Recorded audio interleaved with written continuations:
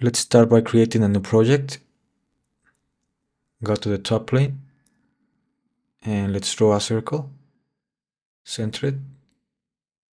Let's change the dimension to 40 millimeters. Now let's extrude the circle 6 millimeters. Double tap on the top face to create a sketch. Now let's go to offset and select the outer edge 4 millimeters. Now let's extrude the inner circle 2 millimeters. Now let's select this edge and this edge. Go to chamfer and let's keep a value of 1 millimeter. Okay, now it's time to import our graphics. Okay, in our vector software, in my case I'm using Affinity Designer, but you can use any software you like, as Illustrator or Inkscape. Your vector graphics should be defined only with the outline. That means we need to remove the solid layer, otherwise you will receive an error when importing to Shapr. So let's remove the solid layer and verify that we have defined only the stroke. Let's check scale with object. Now let's rescale this to 30 millimeters to fit the scale of Shapr. Let's zoom a little bit.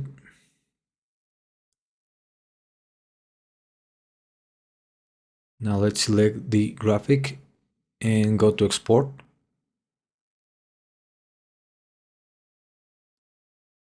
DWG and preserve vectors. And finally export. Now going back to Shapr, let's go to add, file, choose the DWG file, and done. Now let's go to items, select your graphic, and let's move it a little bit, 4 millimeters up. Okay, let's go to top plane. Double click on your graphic to enter sketch mode and select all the profiles. Now go to more and then move and center it with the coin.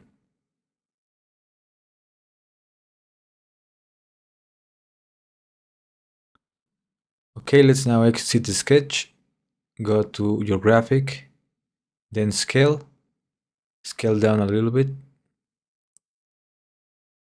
Okay. Let's now select the sketch profiles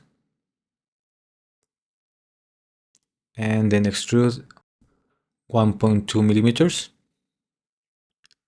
Okay. We can hide the graphic now.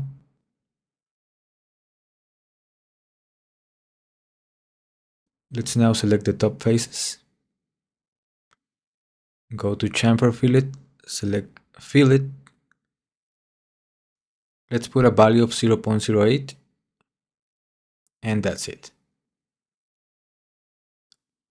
Okay, now let's go to visualization and let's choose a material. In this case, I will choose brass, raw. I will modify a little bit the roughness and the scale. Finally, let's use the generative render to create a pretty cool image for our coin. So let's add some text here. It can be done even without the text, so it's optional. And then generate. Okay, pretty cool.